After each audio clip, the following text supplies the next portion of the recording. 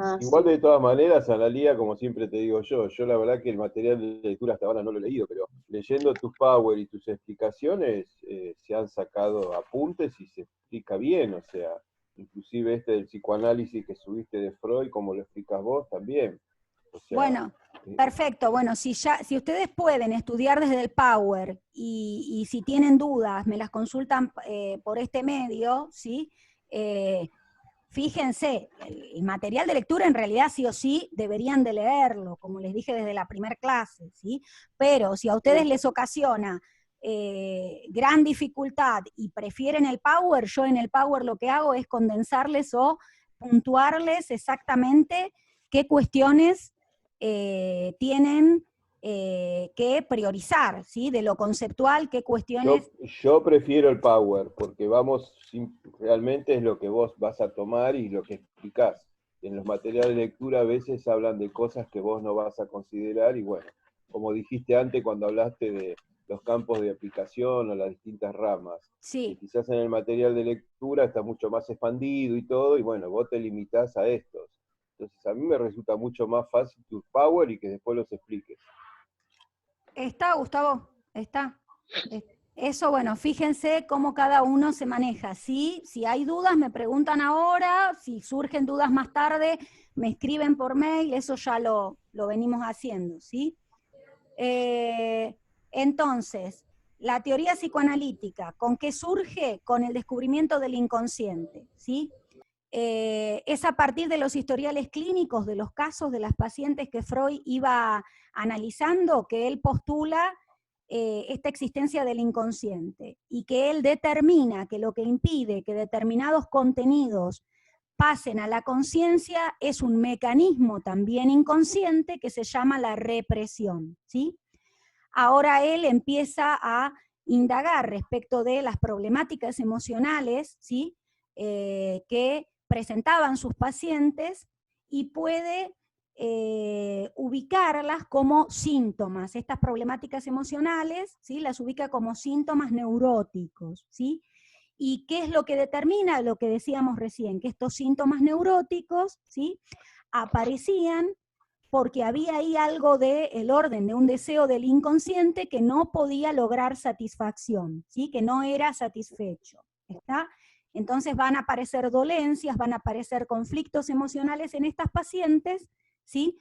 Por esto que estaba operando del orden del inconsciente. Entonces, como manifestaciones del inconsciente hoy en día tomamos, entre las que hablamos, los sueños, los actos fallidos, equivocaciones, olvidos y también los síntomas neuróticos. ¿Qué es lo que debería de llamarnos la atención respecto de un síntoma? Lo que decíamos antes, ¿sí? Por ahí, si pudiésemos tener determinada forma, ¿sí? De cuantificar lo que todos tenemos determinados síntomas neuróticos o rasgos de sintomatología neurótica, lo que debería de hacernos ruido, ¿sí? Es cuánto eso puede llegar a estar incidiendo en la vida de esa persona, de ese sujeto, ¿sí? Cuánto puede llegar a estar incidiendo, generándole malestar, angustia, impedimentos para poder desenvolverse en la vida diaria, como decíamos, sucede con alguien con una fobia o con alguien con un TOC, un trastorno obsesivo compulsivo, ¿sí? Que empieza a tener que llevar adelante determinados rituales y esto empieza a trastornar su quehacer diario, ¿sí? Su rutina diaria. ¿Se entiende eso, chicos? ¿Se entiende esto? ¿Hay alguna duda, alguna pregunta? No, quiere decir No, que ninguno. somos todos neuróticos, porque yo, por ejemplo, tengo la manía de controlar que estén las puertas cerradas a la noche con llave, la llave de gas cerrada y esas cosas. Sí, sí, sí, por eso lo que le decía a otra de las compañeras es que en realidad, si hablamos de estructuración psíquica, bueno, si las cosas andan sobre rieles, todos tenemos una estructuración o estructura del aparato psíquico de tipo neurótica, ¿sí? Son las dos grandes Que se divisiones, digo, relaciona, sí. que se relaciona a los miedos. ¿Cómo? Se relaciona a los miedos, los síntomas neuróticos. ¿Cómo se relacionan? No entiendo, no entendí la pregunta. Se relaciona con los miedos. A veces el síntoma neurótico puede estar en relación, depende, ¿sí? Depende, en relación Como dice Gustavo, ¿no? Del gas, miedo a que no haya ninguna explosión, de la llave, miedo a que no entre No, alguien pero a lo la mío no casa. pasa por el miedo, pasa por un control, ya desde chico, ¿viste? Llega la noche, decir, bueno, están las puertas cerradas con llave, la llave de gas, pero no por miedo, es una seguridad, es un control, no sé. No, No hay un grado, profesora, o sea, todo lo neurótico, un síntoma neurótico, siempre es patológico, porque lo que dice Gustavo, por ejemplo, él tomó ese hábito como seguridad, digamos, depende la hora del día, se va a dormir, revisa la casa que esté cerrada, pero eso no significa que sea patológico, ¿o sí? No, por eso les decía a Marcela que en realidad lo que debería de hacernos ruido es aquello, todos tenemos uno u otro síntoma neurótico, ¿sí? Lo que debería de hacernos ruido o lo que por ahí nos lleva a pedir ayuda, a realizar una consulta es la intensidad, ¿sí? O si se pudiese cuantificar, ¿sí? El grado, ¿sí? En el cual por ahí empieza a angustiarnos, ¿sí? O a perturbarnos en nuestro desenvolver diario, ¿sí? Entonces ahí sí uno pide ayuda, ¿sí? Pero después Y todos... si, por ejemplo, él no... ¿Cómo, si Marcela? él, por ejemplo, no se... Digo, si él, por ejemplo, revisa una y otra vez, o se acuesta y no se puede dormir, eso ya... Claro, claro. Lo que no logro entender si el hecho de que, o sea, del síntoma neurótico es patológico. A ver, volvamos. Todos tenemos rasgos, ¿sí? Neuróticos, y en estos rasgos puede estar lo de querer revisar, ¿sí? O lo de querer, como decía Gustavo, tener el control y por eso asegurarse de que esté todo bien cerrado, ¿sí? La línea es delgada, ¿sí? Lo importante es que a esa persona eso no le genere angustia y no perturbe su desenvolverse y su vida cotidiana, o no perturbe a los otros, porque a veces no perturba a la persona, sino también al entorno. Por ahí la persona está contenta, no sé, llevando adelante determinados rituales y la familia lo padece, empieza a decir, bueno, basta, o sea, ya está, ¿sí? Cuando esto también involucra a la familia o cuando tienen que convivir otros con esa persona que no puede dejar de llevar a cabo determinado ritual o de, ¿sí?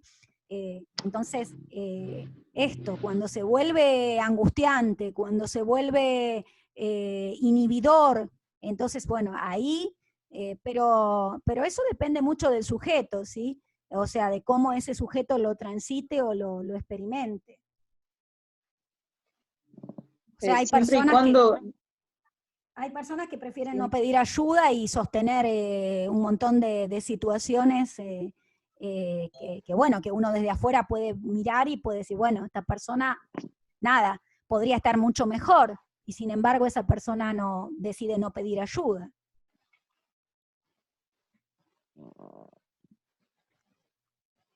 Tomasa, ¿alguna pregunta?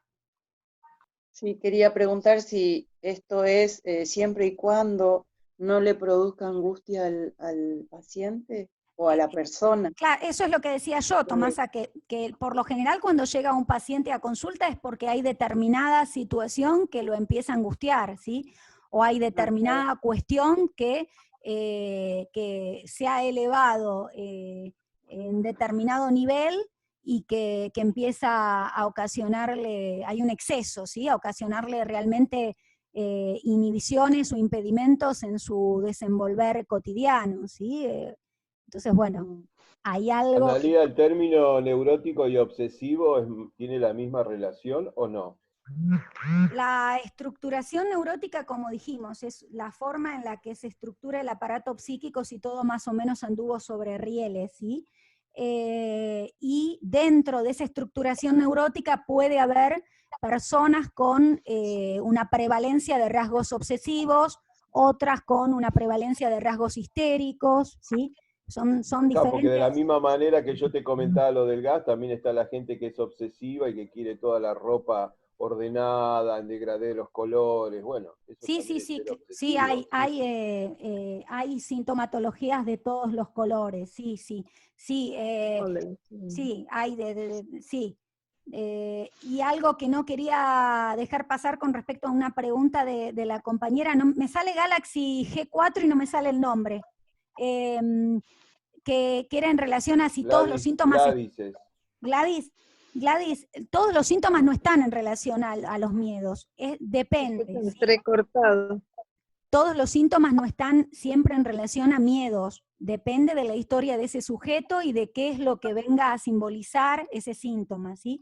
Por eso, cuando uno acude a psicoterapia, después de mucho trabajo, se puede llegar a descifrar, digamos, para ese sujeto en la vida de esa persona, de acuerdo a su historia, ¿sí? Y a las asociaciones que vaya realizando, ¿sí? Se puede llegar a desentrañar cuál es el motor, ¿sí? O cuál es la significación que cobra para ese sujeto ese síntoma, ¿sí? Pero no hay una lectura así, para que entiendan, unidireccional, ¿sí? No es tipo revista para ti, bueno, tal síntoma o tal, ¿sí? Tal comportamiento obsesivo significa tal cosa, ¿sí? La cuestión siempre se juega en el 1 a 1 y en qué simbolismo o qué significación adquiere en la vida de ese sujeto ese síntoma. ¿Está? ¿Se entiende eso? Profe, ¿Sí? profe, hay gente que quiere entrar en A ver. la conexión. Admitir. No sé si vieron la película Tok Tok, que está muy buena. Ah, no la vi, está Sí. la película y la obra hace mucho tiempo, pero Sí, no la vi. hermoso. Bueno, ahí Sí, tienen, mírala. ahí En sí Netflix tienen, la tenés.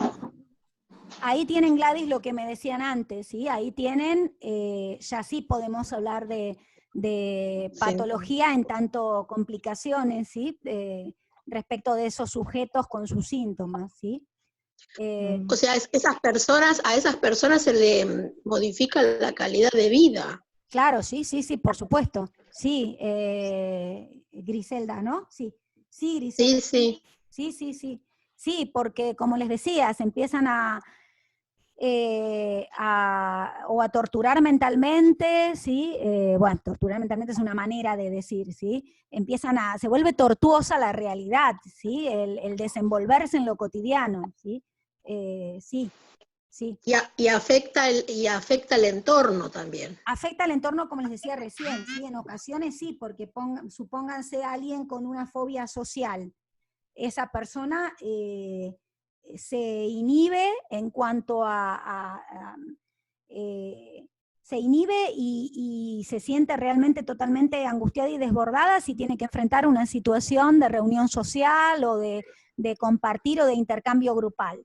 Y bueno, y si pónganle ahí una salida con la familia, no la puede hacer esa persona, ¿sí? No puede sostener una salida con su familia, una salida, claro, una salida para pasear o para ¿sí? llevar adelante una actividad en el afuera, ¿sí? Entonces, sí. Además, influye las terceras personas, la discriminación. Bueno, también la Se dan mirada de cuenta. lo social respecto de un sujeto con alguna problemática emocional o mental, sí, también es, sí, también es algo que... sí, bueno, inclusive fíjense que hoy todavía se sigue, hoy y en nuestro país es muy usual que se haga psicoterapia, pero aún así hay personas que prefieren no exteriorizarlo o no compartirlo porque, bueno, en el trabajo o en algún ámbito, porque por ahí pueden llegar a decir, bueno, ¿qué le pasa? ¿sí? O se asocia con la locura, ¿sí? Todavía sigue... Sí, todavía está ese estigma, el loquito este. Claro, sigue circulando eso, cuando en realidad si alguien va a psicoterapia, diríamos que habla bien de esa persona porque se está tratando de preguntar qué es lo que le sucede, ¿sí? Se está tratando de preguntar qué le pasa y cómo puede resolverlo, digamos, está enfrentándose o está procurando enfrentarse a las cuestiones que lo afectan, ¿sí? Sí. Analía, te hago una consulta. Sí, Silvia. En cuanto a estos síndromes neuróticos, la rama de la psicología que le estudia sería la psicopatología. En el caso de los síntomas, sí, la psicopatología es la que estudia aquellos desajustes, ¿sí? De lo psíquico que dan lugar a diferentes formaciones sintomáticas, sí. O sea, el TOC, la fobia y todo eso lo estudia, sí. Entonces la rama que estudia, la rama de la psicología que lo estudia o que lo lleva más a... La psicopatología, sí. Bien, gracias, Analia. No, de nada, de nada. Bien, ahora otra de las cuestiones que estaban en el Power y que les quería contar, que me las salteé, son los métodos que emplea Freud, ¿sí? Para llevar adelante sus investigaciones y el trabajo con sus pacientes. El primer método que va a emplear va a ser la hipnosis, ¿sí? En los primeros tiempos él utilizó la hipnosis. Después pasó al método catártico, que era un método que procuraba que los pacientes puedan exteriorizar todo lo que pasaba por su mente y todo lo que sentían, esté en relación o no con lo que venían por ahí manifestando. Y finalmente adopta como método definitivo, que es el que aún se sigue empleando del psicoanálisis, la asociación libre, ¿sí? La asociación libre, si alguna vez alguno ha acudido a psicoterapia, tiene que ver con poder realizar asociaciones, ¿sí? Alguien llega al consultorio y plantea que le pasa determinada situación o que no puede manejar determinada situación y uno le dice, bueno, ¿y por qué pensás que sucede esto? ¿Sí? ¿O con qué asociás esto que te sucede? Eso es la asociación libre. Uno no incide en la elucubración o la reflexión que lleve adelante el paciente, sino que es el paciente el que va realizando asociaciones y encontrando nexos, ¿sí? Nexos asociativos por los cuales rastrear qué cuestiones entran en juego en esto que le sucede, ¿sí? Y lo que va a facilitar este trabajo va a ser la transferencia, que es el lazo que se entabla entre el paciente y el terapeuta, se llama transferencia, ¿sí? La transferencia es el lazo que se va a entablar entre el paciente y el terapeuta y el que va a posibilitar este trabajo, ¿sí? A veces Freud en un momento, en uno de los textos, habla de transferencia positiva y negativa. Positiva es la que va a favor del tratamiento, la que nos ayuda, ¿sí? Cuando logramos empatía, cuando el paciente se siente cómodo, ¿sí? Con el terapeuta. Y transferencia negativa es al contrario. Vieron que por ahí ustedes empiezan un trabajo de tratamiento, de terapia, y a la segunda sesión o a la tercera, ¿sí? O al mes, no quieren ir más, ¿sí? El terapeuta no les gustó o no les cayó bien que les haya hecho determinada intervención, ¿sí? Bueno, ahí tenemos transferencia negativa, cuando hay algo del orden de lo negativo que empieza a dificultar ese lazo, ¿sí? La positiva es la que está de nuestro lado, digamos, la aliada de los terapeutas, ¿sí? Porque es la que permite que el paciente en tratamiento reactive cuestiones de su propia historia y vínculos significativos de su infancia y proyecte o deposite algo de este orden en la figura del terapeuta, ¿sí?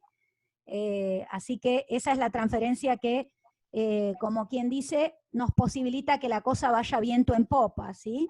Que podamos avanzar. ¿Se entiende esto, chicos? Sí. Bien. Bien, me está diciendo que en 10 minutos se corta, así que volvemos a, cuando se corte, volvemos a hacer como antes, volvemos a reingresar. ¿Sí? ¿Hay alguna pregunta, chicos? Noé me está preguntando algo y no la escucho. Pregunta, a ver. Noé, Si la asociación libre, tiene relación con los síntomas neuróticos, con los sueños.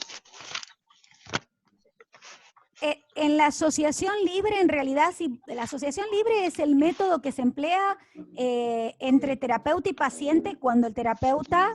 Pero Freud tiene en cuenta los actos fallidos, los sueños, claro, y los... Sí, por supuesto. Cuando alguien va a terapia, Noé, ¿sí?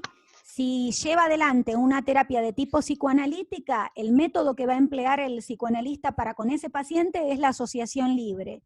Y si ese paciente trae, por ejemplo, el comentario de que tuvo tal acto fallido, ahí se indagará, ¿sí?, qué cuestiones del deseo del inconsciente se jugaron para que ese acto fallido o ese olvido, ¿sí?, se produzca, ¿sí? Y se pondrá a trabajar, entre comillas, ese acto fallido para desentrañar qué fue lo que lo motivó. ¿Está? Lo mismo con un sueño. Hay veces que los pacientes omiten esto, ¿sí? Uno tampoco está todo el tiempo preguntándoles, bueno, ¿tuviste algún acto fallido? Hay veces que los pacientes lo omiten, ¿sí? Pero por lo general, si les sucedió algo que los conmovió o que les pareció relevante, lo traen y cuentan, ¿sí? Soñé tal cosa, ¿sí? O justo la sesión pasada estuve hablando de mi, no sé, de mi abuela y soñé con mi, ¿sí? Y traen este contenido del sueño, lo traen a sesión, ¿sí? Y los síntomas, ¿no? Te puedo asegurar que prácticamente siempre, porque es lo que trae al paciente, ¿sí? Cuando el paciente llega con una necesidad de ayuda y con una demanda de ayuda, porque hay algo del orden de lo sintomático que lo está afectando. ¿Está? ¿Se entendió eso, Noé? ¿Sí? Bien. Chicos, ¿alguna pregunta con esto? ¿Alguna pregunta? No. ¿No? No, por mí no. Bien. Otra de las cuestiones que tenían en el Power y que vimos es que el funcionamiento del inconsciente se maneja con una legalidad propia. ¿Qué quiere decir esto? Que tenemos 4 leyes que caracterizan al funcionamiento del inconsciente, ¿sí? La primera tiene que ver con la atemporalidad, que para el inconsciente o los contenidos que se alojan en lo inconsciente no tenemos la dimensión de tiempo y espacio, ¿sí? Esto no existe en las legalidades del inconsciente, ¿sí? Por eso coexisten o pueden convivir deseos infantiles con deseos adultos, ¿sí? Los tiempos se mezclan. Por ejemplo, en un sueño puedo soñar que estoy frente a un libro en la casa de mi novia, pero ella es mi maestra de primer grado que me enseña a leer mientras yo escribo con un lápiz sobre el mantel. En un sueño podemos identificar cómo tenemos cuestiones atemporales, ¿sí? No hay una cronología que rija cómo nosotros nos manejamos en lo diario, ¿sí? En la realidad diaria. Esto es una de las primeras características. La segunda es la ausencia de contradicción, ¿sí? En cuanto al inconsciente podemos tener deseos o sentimientos contradictorios y hasta opuestos, y esto no se vuelve conflictivo, ¿sí? Creo que yo en el Power les decía, uno a veces en un sueño sueña que está en un lugar muy bello, muy luminoso, y de pronto no sabe por qué empieza a sentirse angustiado y a sentir la necesidad de escapar de ahí, de salir de ahí, ¿sí? Entonces se mezcla y coexiste lo agradable con lo desagradable, con aquello temeroso o del orden de lo siniestro, ¿sí? Que puede llegar a perturbarnos. No hay conflicto con esto, pueden convivir ambos sentimientos, ambas cuestiones, ¿sí? La otra característica del inconsciente es que tenemos el predominio del principio del placer, ¿sí? Freud va a hablar de dos principios, el principio de realidad, que es aquel que justamente nos ubica y nos orienta en tiempo y espacio, y el principio del placer. En el inconsciente rige el principio del placer, ¿sí? ¿Por qué? Porque la realidad psíquica predomina sobre la realidad material y no se puede esperar para satisfacer el deseo. En el inconsciente tenemos la búsqueda del placer. Se escucha mal, profesora. En el inconsciente tenemos la búsqueda del placer sin ningún tipo de censura. ¿Se entiende eso? Más o menos. No, yo no lo entendí. ¿Cómo? No, el predominio del principio de placer no te entiendo, Analía. A ver. Les vuelvo a decir, la realidad psíquica predomina sobre la realidad material, ¿sí? En el orden del inconsciente, ¿sí? Se busca el placer sin ningún tipo de censura, ¿sí? No hay impedimento en lo que es el sector inconsciente para el placer, ¿sí? Y en este caso tenemos un ejemplo con un acto fallido, ¿sí? Por ejemplo, alguien tiene que ir con su moto a buscar a la novia, pero está jugando al fútbol con los amigos. Cuando se decide, se da cuenta de que perdió la llave de la moto, ¿sí?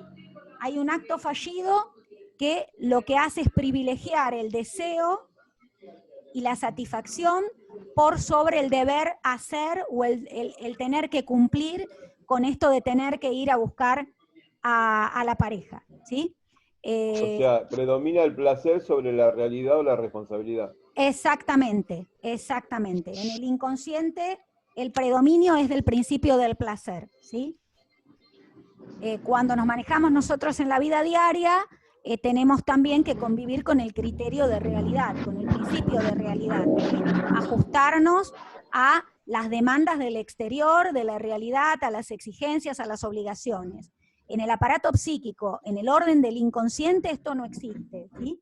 Todo es principio del placer, búsqueda de satisfacción. Y luego, la otra característica del inconsciente es la del proceso primario. El proceso primario es el mecanismo fundamental del sistema inconsciente que permite que el deseo realice distintas transformaciones, ¿sí?